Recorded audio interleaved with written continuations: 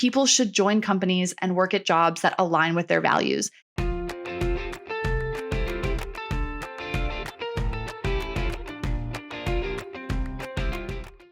Hi, everyone. It's Kara Goldin from The Kara Goldin Show. And I am so excited to have my friend and beautiful, beautiful leader, person, CEO, wonderful, wonderful lady, Kathryn Minshew. She is the co-founder and CEO of The Muse, which is this amazing, amazing career platform that is now used by, I think it's well over 75 million people now. Incredible place to find jobs, amazing companies, and careers. And The Muse has pioneered the concept of value-based job search and was recently named one of Fast Company's 50 most innovative companies in the world. Congratulations. That's amazing. And Kathryn also hosts the Muse's podcast, which is called The New Rules of Work. And she has a great book, which I actually loaned to somebody. I realized I tried to grab it this morning, and I know exactly who borrowed it from me, and they never returned it. Such a great book, The New Rules of Work, which is really great. I want to talk a little bit more about that because since then, we've had COVID, and I'm sure you have another book in you as well, right? Like along the way, because there's so many new things that have learned too. But anyway, we're going to get going and chat more with Kathryn about just all the wisdom from her journey that she's learned. So tell me a little bit about the start of your path. Did you always know you wanted to be an entrepreneur? No, I definitely did not. In fairness, I didn't know very many entrepreneurs or have a good sense early on of what that path was like. I grew up, my family moved to the Washington, D.C. area when I was about 12. And so I decided very early on around then that I was going to be a secret agent or an ambassador. I was in love with that television show, Alias, with Sydney Bristow was, Jennifer Garner played this like double agent, and she spoke different languages, and she, was so badass. And I thought like, yeah, that's going to be me. And so I majored in political science. I learned different languages. I took internships and traveled all over the world. And luckily in 2007, I ended up working at the US Embassy in Nicosia, Cyprus. And I realized like, oh my goodness, the idea I had of this career does not match the reality. And I moved back to New York. I was recruited by McKinsey & Company to be a management consultant. But I was just fascinated by like, how do people pick their careers? And how do you know if a job is going to be a good fit for you? How do you understand what a company is like to work for before you actually go in there? And then people say, you're supposed to stay for 2-3 years. I was really frustrated by a lot of the existing job search tools. Indeed was big at the time. LinkedIn was useful if you had a really, comfortable, well-built network, but I didn't have that yet. I was in my mid-20s. And so I started a blog on the side that was designed to help other women like me in their 20s and early 30s navigate their careers. And I started to realize I was not the only one having these problems. I was not the only one asking these questions, and that a lot of people I think wanted something more from their career than just a paycheck, but there were not a lot of tools that let you actually figure that out. And so I started The Muse almost 10 years ago, which feels like both forever and yesterday. And the idea, exactly as you said, was to really help people find careers that align with their values, their preferences, their individual priorities, and to give people a lot of resources and advice to help them make better career decisions. So the last 2 years have been a really wild ride. Frankly, the entire journey, as building something from the ground up is never without its challenges, but it's also been incredibly fulfilling. All the triumphs and tribulations that one journey could hold. That's awesome. Did you know other people who were starting companies? I mean, it's like,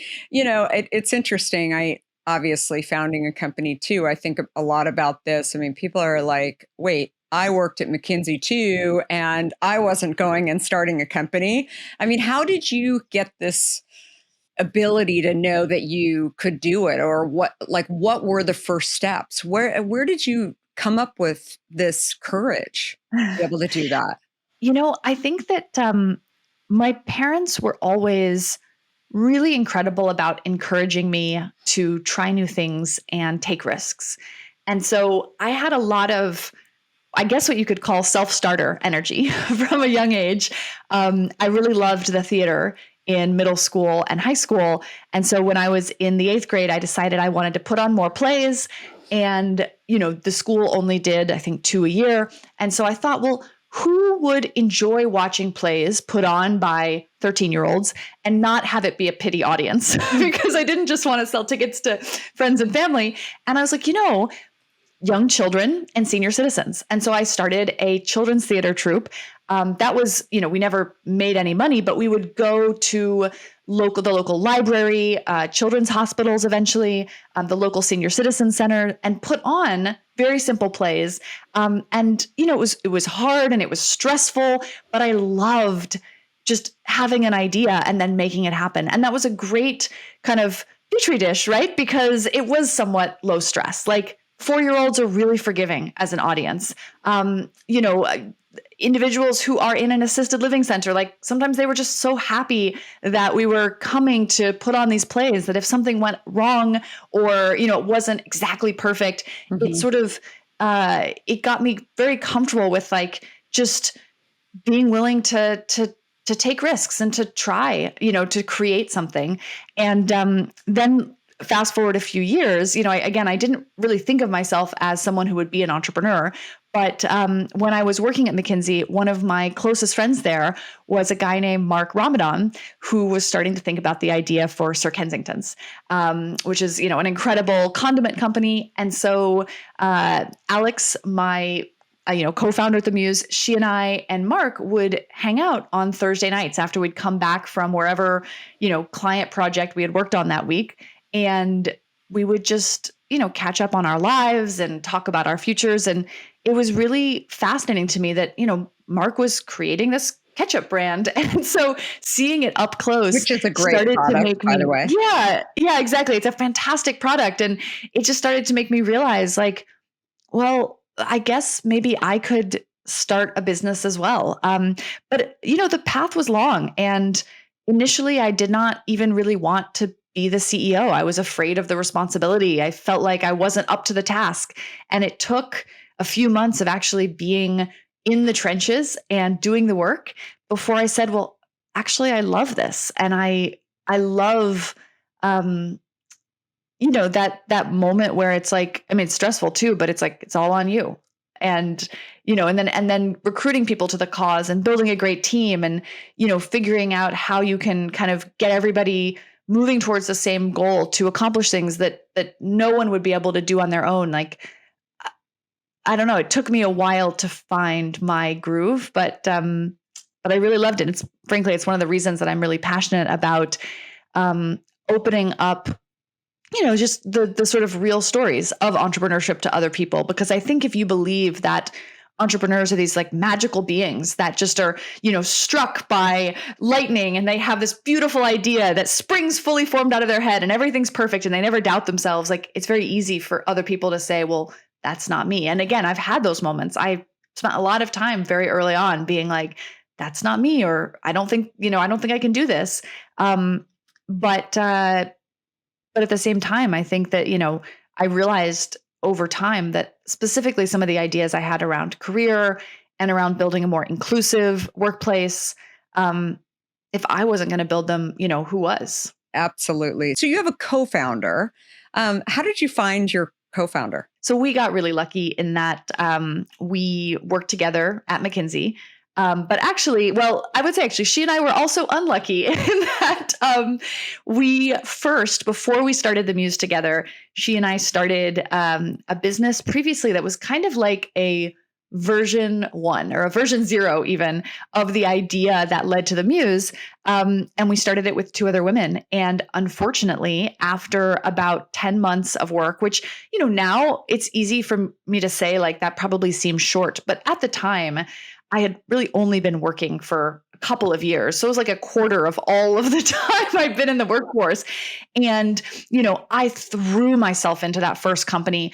it's like you feel like you empty your own life force into the company to keep it alive. And we had a really, really terrible and painful falling out. It was not awesome. I would say that I have learned since that it's really important to make sure that you go into business with people where you share values and, you share kind of a common ethical compass about how things should be handled and how people should behave. But we had this incredibly painful split. And that first business, all of a sudden, like I kind of was left with nothing. And I think Alex and I going through that together, it was awful because, I lost every penny that I had saved up until my life at that point, pretty much. I lost in the failure of that first company. But it really made us realize that, we had gone through something really hard and painful together.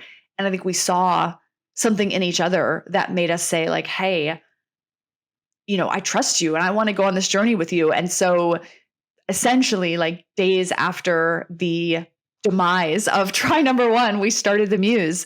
And we So worked wait, together so for. she wasn't in the first one. I just No, want no, to. she was. Oh, She was. It was four of us. Yeah. So we split two and two. Got it. Alex and I started the Muse, and the other two went on to go do, other things. And yeah, it was hard because it meant I started the Muse in debt and with, no, like it was really not financially great situation for starting a company. But on the flip side, I think I loved and believed in the idea so deeply. And it did really help Alex and I just cement our partnership in those early days. That's why. So you had 4 co-founders in the first one. Yes, exactly. Wow. And then in the Muse, it was Alex and I, and then we had an incredible woman named Melissa McCreary, who had been a employee. She was our one and only employee of the first company, and she came on as the third co-founder of the Muse. Although she was also in graduate school getting a PhD, and now she runs a lab doing cancer research. Oh my God, so totally we're still really different. close, but haven't worked together. Like I think she stepped back from day to day at the Muse in 2013, and then Alex stepped back last year. But I'm still really close with both of them, which is I don't know, such a gift. That's amazing. So today we've heard about the great resignation, obviously. How has that affected your business? I mean, what are you seeing people really want in a next role more than anything? Obviously, so many roles have gone remote. It used to be about posting what city you were based in. Now it's sort of like, I don't care where they live as long as they can actually do the jobs. But what are you seeing on your end? I don't think there's a single company that has been unaffected by the Great Resignation. And it is fascinating to see how quickly some of these changes are taking place. A lot of them have their seeds pre-pandemic, but COVID has been this great accelerator. So first of all, as I think everyone knows at this point, people are leaving jobs in record numbers. And our data shows that we are nowhere near done. In fact, in our most recent poll on the Muse, 67% of people were thinking about changing jobs in the next 12 months. We're also seeing candidates say that if they do start a new job and it's not as advertised or as expected, that they don't feel like they have to stay for a long time before moving on to the next. I think the pandemic created this sense that life is short and precious, and people should join companies and work at jobs that align with their values. And so, it's been really powerful for us at the Muse because we've always had this values-based approach to job search. And honestly, I think candidates have resonated with the Muse's approach since the beginning. It's been employers that have sometimes been harder to get on board. But now that candidates are even more likely to vote with their feet, a lot of employers are saying, we have to step up our game. And so employers are coming to us and saying, these are the benefits we're offering. We now on the Muse allow job seekers to search for jobs based on benefits. So today you can say, I only want front-end engineering positions with paid maternity leave. I only want to see marketing associate roles with tuition reimbursement. In about a month and a half, you'll be able to search for additional things like fertility benefits and, all sorts of other attributes that candidates are telling us they want. And on top of that, I think we're seeing this really interesting shift in business in general. It's being driven by technology. It's being driven by, frankly, access to data. But CEOs have been saying for years that our people are our biggest asset. But like, how many companies are actually run that way? Unfortunately, not enough. And even companies that aspire to treat their people really well and to make smart long-term decisions sometimes suffer from a lack of data, a lack of really great HR and talent products. So I think the interest in future of work that we've seen in the last 6 to 12 months is spurring just a tremendous amount of investment, of innovation. I could not be more excited to be in this industry right now. And, things are really changing in a material way.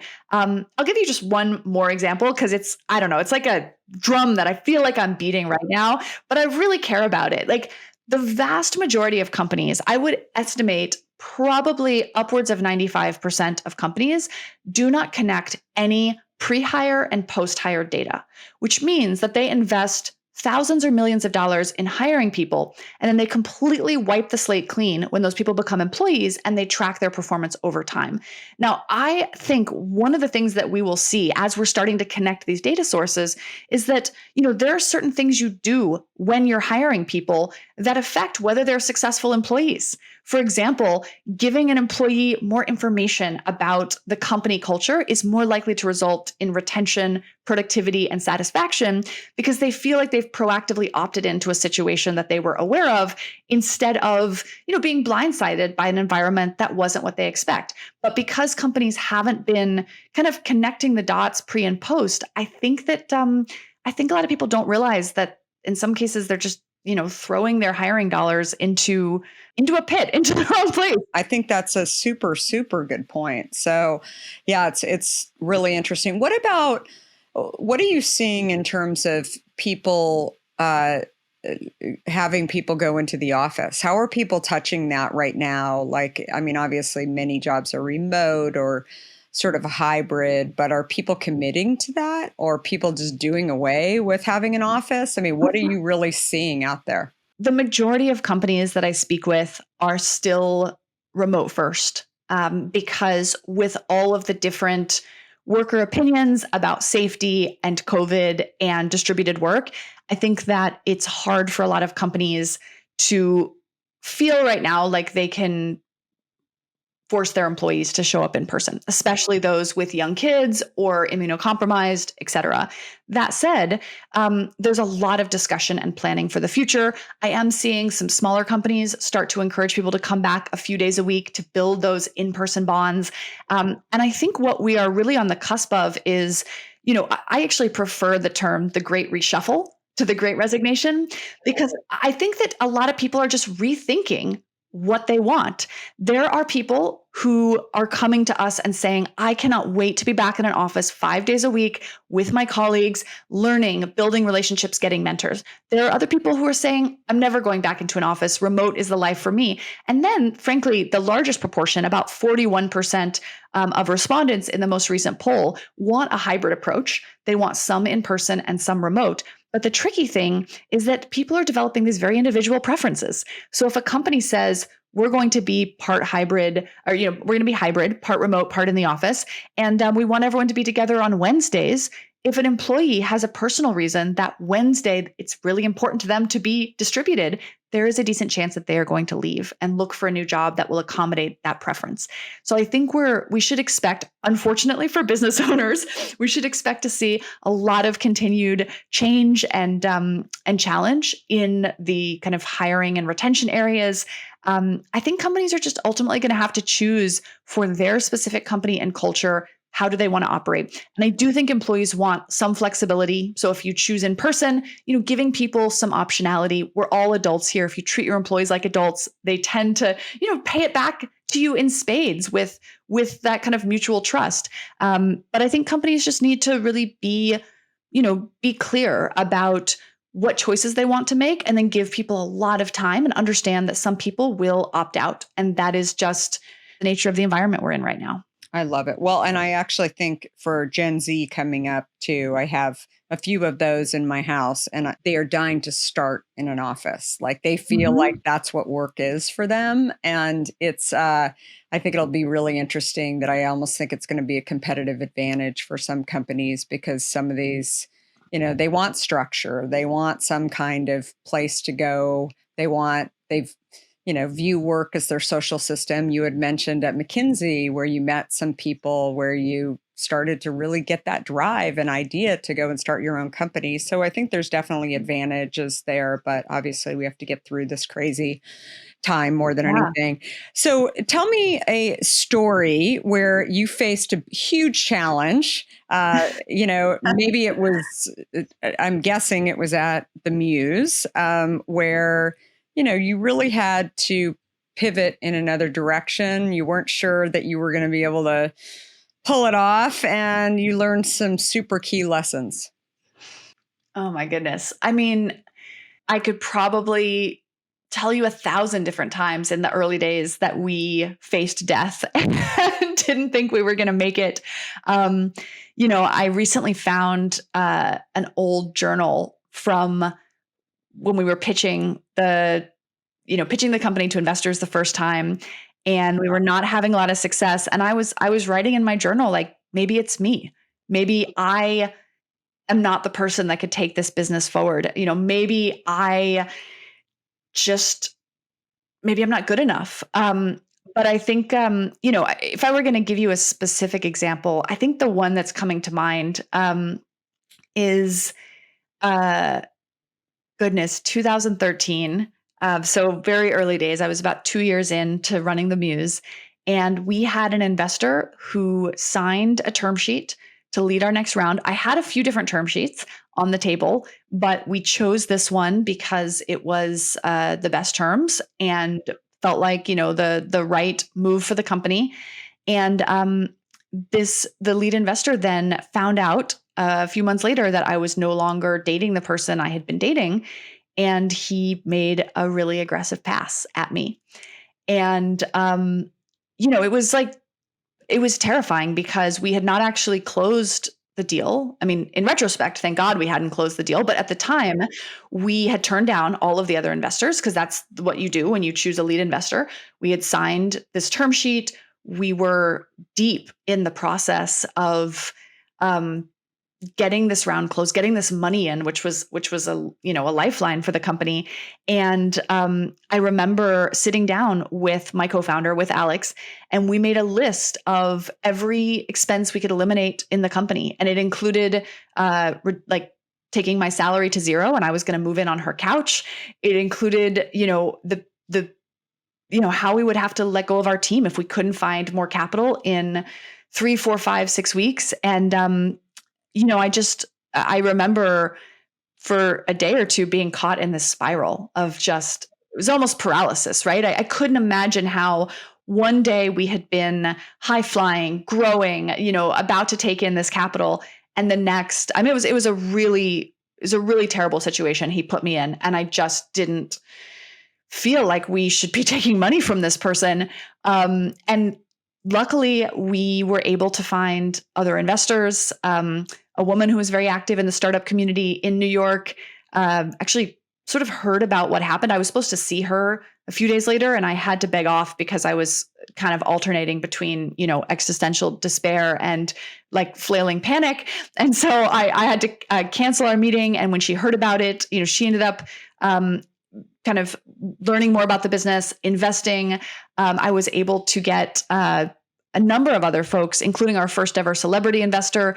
So, I think I wouldn't wish that situation on anyone. And I think it made me, it certainly, things like that show you a lot about who you are.